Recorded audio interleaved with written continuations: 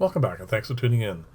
This is now video 19 for Just Make It, and before I get into today's video, I'd like to remind everyone that the next two Saturdays are going to be Christmas and New Year's, and that's going to make this the last video for the year.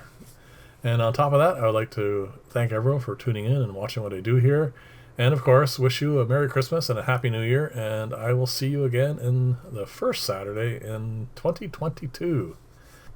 So let's get on to today's video, which is finishing up the bin I was making, the sawdust collecting bin for my new table saw stand.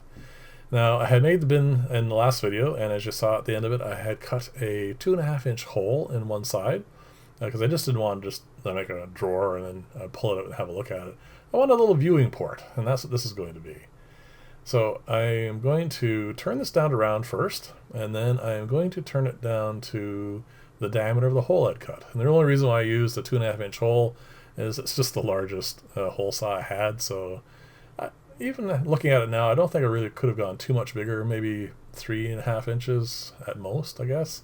But anyway, this is going to be more than that. I just want to be able to look in here and see when the dust is collecting sufficiently that it needs to be pulled out and dumped. And that's pretty sick of the whole thing.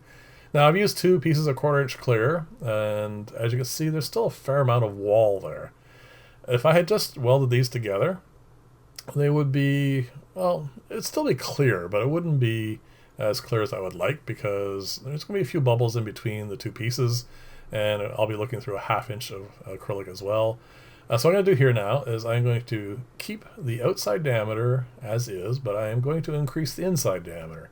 So I'm going to put these back on the lathe, and then I'm going to use a couple of different tools, and first just take off a big chunk of it.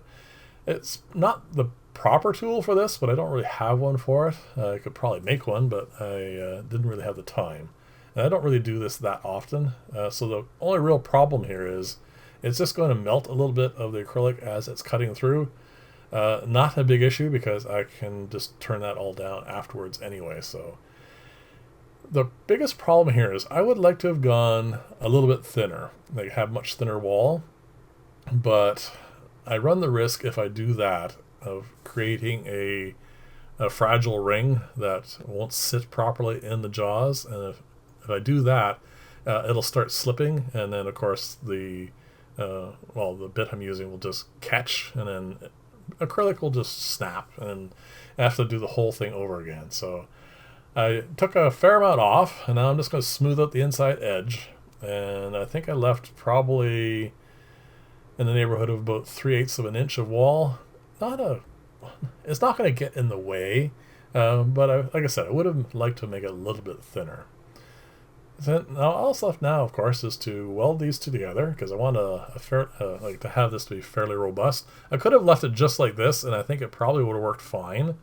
But I wanted to have it a little bit more of a friction fit inside the hole, and the best way of doing that is to have it just be a little bit thicker. So there you go. This is the actual viewing part. It's just a piece of 1/8 inch, and I'm going to weld this on here. And again, in hindsight, I think this would have been perfectly fine, because there's not really much in the way of vibration that's going to knock this loose, and I think it probably would have looked a little clearer this way, but again, it doesn't really matter too much. This is something also that I really wanted just to try out. I don't make this sort of thing very often, and it's always nice to try out new techniques and see what works and what doesn't work. So I have to weld the 2 rings together now. So that means I have to hold them in the proper alignment, and feed, of course, in the methylene chloride down in the gap, as you see here, to weld them together. It turned out pretty good. I could see some bubbles, and I think I actually left a little bit of sawdust in there as well. But the actual viewing section, which is going to be the 1/8 inch that's being welded onto this, it's going to remain perfectly clear. So that's not going to be a problem.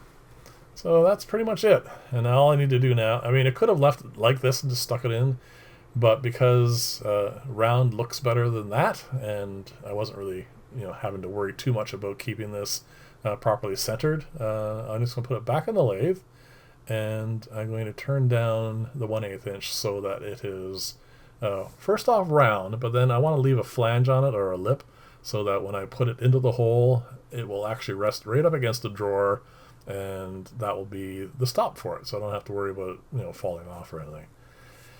And this is just as straightforward as the other procedures. Actually, it's a lot easier because this is just 1/8, and I don't have to worry about any kind of final dimensions. It just needs to be made to look nice, and that's it.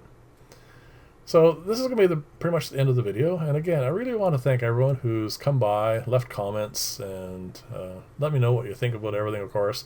And if you ever get any ideas for something you'd like to see built, definitely leave a comment about that as well. And next year I plan on doing quite a few more videos, of course, and I'm going to try and keep up with the once a week. That may not always be the case, of course, because well, work and everything else that needs to be done on top of this. So I'll do what I can.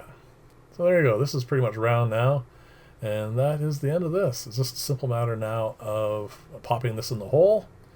And one other thing, of course, that I did off camera, which is I put a handle on it, just so I could pull the drawer out. So there you go, it fits in there. You can see the bubbles, but you can also see right to the back, looking through the clear part. In all, it's fine. I might do this a little bit differently. We'll see if I come up with something, a different way of doing it.